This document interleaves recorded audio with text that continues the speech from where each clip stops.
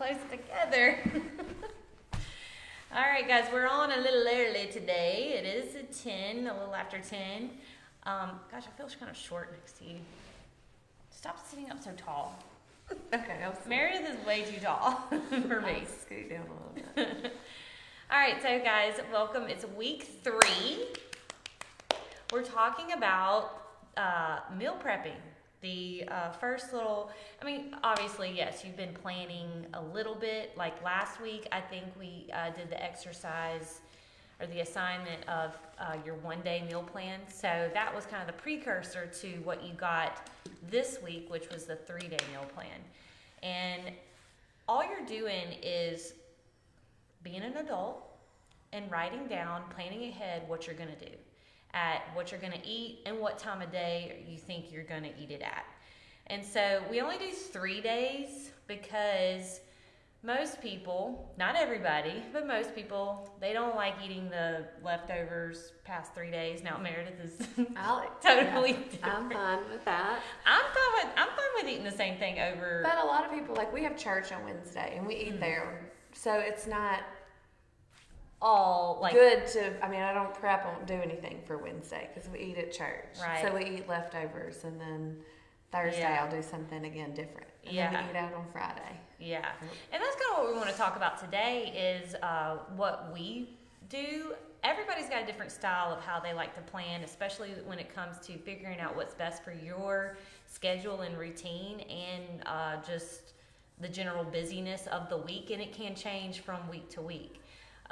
So in the meal planning 101 lesson, which was on Sunday, we kind of dived into the meal prep planning packet. And that is something that, you downloaded earlier on in the week or setup week. But if you need some help with that and you don't have it, let your coach know. But for me personally, whenever I'm planning out my meals, you pick a day to shop, of course. And most people need to do it on like Saturday or Sunday. Mm-hmm. But for me, I don't know what it is. I don't like Sundays either. I always do Mondays. Mm-hmm. Me too. Yeah.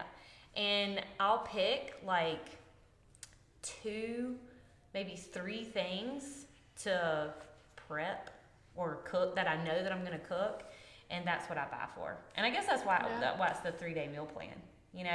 A lot of times, though, what I'll do is I like to bulk prep protein because that's the part that takes the longest to prep, And if I have the protein already cooked and in the fridge, then I can like throw things together, like ground turkey for instance. Yeah. Or I'll cook like a big batch of the ground turkey meat from Sam's to make like tacos, spaghetti sauce. Or I'll use it in the bowl meals, like the salads and stuff. The funny thing is like turkey burgers. I love a turkey burger salad. But one day I got so lazy that I was like, why am I putting these things into patties when I'm just going to chop it up anyways? So yeah, that's smart. I do that too with ground beef. Yeah, I'll make taco meat and save some of it for plain. Yeah. It's not taco flavored. Yeah, and you can just add it to soups, add it to other casseroles, like that type of stuff. I do that a lot. Shrimp's easy to do like that too, like just to cook the whole bag. Yeah. And then I have weird kids that like eat weird, so I cook like a gallon of rice, and they eat rice at every meal. And I eat rice in a lot of my meals. Yeah. Well, and planning for your family is kind of hard because like me, I love casseroles and like soups and like mixed things, but Bishop doesn't like to eat mixed things. Like he likes to have everything separated, so I do that a lot too. My family's an anti-casserole family. It's so sad. They don't know what they're missing. I know. So whenever I do make casseroles, it's usually I freeze half of it in single serve type of things. Smart. So I'll like if it's sweet potato casserole, which lasagna, sweet potato lasagna. I didn't want them to think it was like that. Yeah. Sweet potato lasagna, I'll chop that up into my like servings and like saran wrap them and then freeze them. That's smart. So then it doesn't take forever to defrost them. I don't ever. plan that good ahead. I just Well, have to eat it all before it rots. So, funny thing that I always ask myself is if something's in the fridge, typical rule, things will last in the fridge up to 7 days. Now, whether or not you want to eat it, that's up to you. But I usually ask myself, what would Meredith do? I would probably eat it. But 7 days is like my cutoff. I'll throw it out after that. Yeah. Another big thing that we learned this week is the no waste food rule. It's like if you're gonna grocery shop and say a lot of times if you don't make a list or the meal plan before you go to the grocery store and you just wing it and you have no plan and you're hungry while you're at the store. Yeah, you'll end up with a bunch of produce in your trash can. Yeah. In a week. The rule is if it's in your fridge, you better have a plan to eat it. And that way it doesn't get so expensive and you actually eat the food that you buy. So don't go off and buy like 10 pounds of chicken just because you got a protein prep assignment and not have a plan for it. Now, if you do go buy 10 pounds of chicken and you cook it, it's totally fine to freeze it after you cook it. I've done that plenty of times. Yeah. I'll try to, I'll cook a big batch, maybe not 10 pounds of it, but cook a big batch of shredded crock pot chicken, and I'll try to freeze like a pound at a time, so I'll have that for the recipe. Yeah, that's smart. Yeah. Any other things that you love to do outside of what we were talking about, protein preps? I like soups, and I don't know how to make a small amount because I don't follow a recipe. So I end up with this giant pot. So I either have to give it away or like find enough containers to freeze it in. But I've been on the receiving end of those soups. My kids will eat soup anytime. So yeah. But my husband only eats soup if it's a certain temperature outside. If it's too hot, he doesn't eat soup. Look, if anybody's having trouble with family meal planning, you need to talk with Meredith because she has got some ringers in her family.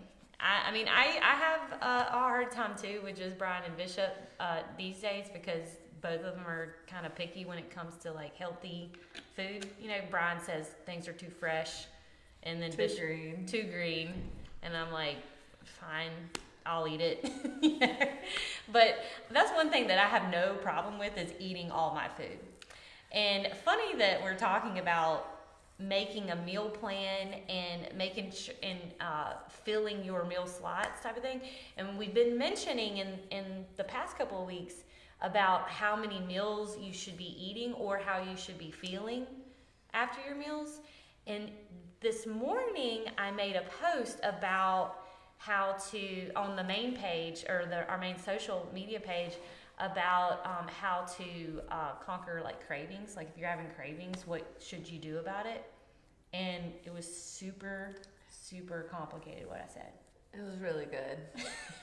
But I've had some people ask me this on this trip. They're talking about binging or craving. Like, if that is you, you are 99.9% probably not eating enough. You've started a clean kitchen and you're like, hey, this is a diet. I'm going to like cut back as little as I can. I want to win $1,000. I need to cut my carbs back. I need to not eat very much fat. I need to, limit my protein, drink a bunch of shakes, eat a bunch of supplements. You don't need to do any of that. You need to it's like you're still in that restrictive mindset of like what we have been trained over the media over the years growing up. You're trained. It's almost like not eating is glorified. Like to not need food to survive is glorified. And if you don't have food and the building blocks to do all these things, we wonder why we have all these hormone problems and endocrine problems. We're not giving our bodies the building blocks they need to make the stuff. Right. And so I said in the video this morning, I was like, your body needs what it needs. And we all need protein, carbs, and fats. Like, I don't care who you are. Yes, there's varying degree depending on, individuals, of their needs. But every person on the planet needs their own amount, the amount that they need to thrive, their body to thrive. You have to eat all the food groups. And so when you start depriving yourself and restricting yourself of under what your body needs to thrive or just to survive, there's two things that are going to happen. Number one, you're going to get cravings. But the reason you're having cravings is because either one, your willpower goes, like your brain, you don't have any willpower to say no, and you give in and you do the binging, or your body, and the other thing is your body is needing that sustenance, that nutrients, and it's going to tell your body, it's going to tell your brain's going to tell your body, eat the junk food, because that is what is easily digested. And in that moment, you're hungry. Yeah, and you set yourself up by having it in the house. I mean, I do it to myself. Somebody's talked about Girl Scout cookies. Nobody in my house likes Samoa Girl Scout cookies. I do. If I buy that kind, I know right away that, like, nobody's going to eat that, like, only me. Like, so I'm going to eat every cookie in the box. And so I just told them not to buy that kind this year. Like, I can have one or two of the other kind, but, like, I love the other kind. It would make me want to, like, eat them really fast until they were all gone. Right. And then, I mean, like, what's the point? Like, it's not that you can't enjoy them, like, occasionally. It's just, you know, if you're restricting yourself so much so that you're taking away food groups and drastically reducing calories, and then you put yourself in that position of, you know, you're fighting against your biology, you know, and then you expect yourself to make a good decision with Samoa, you know, whatever cookies in front of you. Like, it's a lose-lose situation, because one, you're going to eat the cookies or whatever it is. You're going to eat it because you're hungry, and then you're going to feel guilty about it because you didn't know that you were under eating. Yeah. Or maybe you knew you were under eating, but you thought that you had to under eat. Well, and I mean, another thing that I've said about cravings, I'm not doing it right now, but Coach Jordan and Stephanie and I, and we had talked with you about it too. We were all trying to eat a shake in the afternoon, like a super shake with protein and fruit and spinach. And when I would have that in the afternoon, I didn't do all the crazy, like, weird snacking, or I've got to have a bite of this, or like digging through the pantry to try to find some chocolate or something, like, that filled all the habits. That was another extra meal that I obviously probably needed, and I should go back to doing that. You should always feel like satisfied. Like, I posted my post-workout meal yesterday. It was salmon, sweet potatoes, and green beans. That was probably about a half of a sweet potato. But I can tell you that after I ate that meal, I felt so good. Yeah. And I mean, I feel that every time I have, like, starchy carbs in a meal, particularly. My starchy carbs that I go to are like potatoes, rice, and oats. That's usually what I stay within. But anytime I have potatoes in a meal, I literally feel like all warm and fuzzy inside. But I don't feel bloated and heavy. And you know what people associate with eating more carbohydrates. And so, well, a potato is not a donut or a piece of pizza. And a donut and pizza get lumped into the same category as a potato. Right. Sweet potato or regular potato have lots of nutrients. Right. And are easy to digest. Yes, so what we're saying, and we could go on forever about this, is, you know, the last week's Friday lesson, I believe, was how you should be feeling after your meals and, like, the hours afterwards. If you're one that's battling cravings, like, big time every day or every, like, mid-afternoon, like what she was saying, she planned to have a meal, like a substantial meal in that super shake of representing all the meal habits, helped her not to snack like at nighttime. You know, so that's what we're saying. Don't look at the meals as restricting and pulling away things. Think of it as replacing things. You're still yes, of course, you're trying to do less calories, but less calories from those junk food, the dense calorie foods. More volume.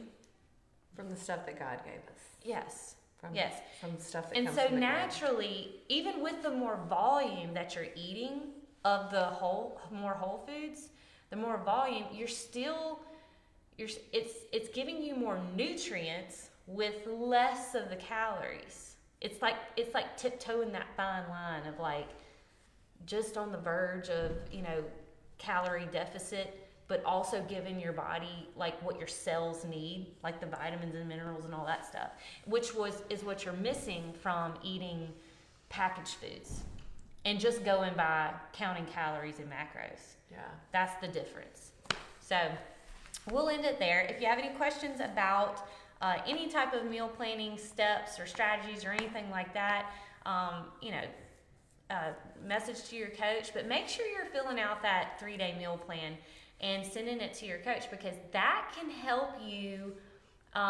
They can look at it. You can ask them to look at it, and they can give you tips and pointers before you actually go to the store or actually eat the meal. And you can say, and like what we were talking about, making sure you represent all the meal habits. We can tell you, hey, you may want to add, this carb here, or you may want to, that's not enough food type thing, which I'm pretty sure a lot of your coaches have probably said that to some of you already, because that is like number one thing in the first month is we're trying to get people to eat more volume of their whole foods, because everybody's scared to eat. We need to be scared to eat. I love eating. So much fun. We do. All right. We'll see y'all next week for week 4. Bye-bye. Bye-bye.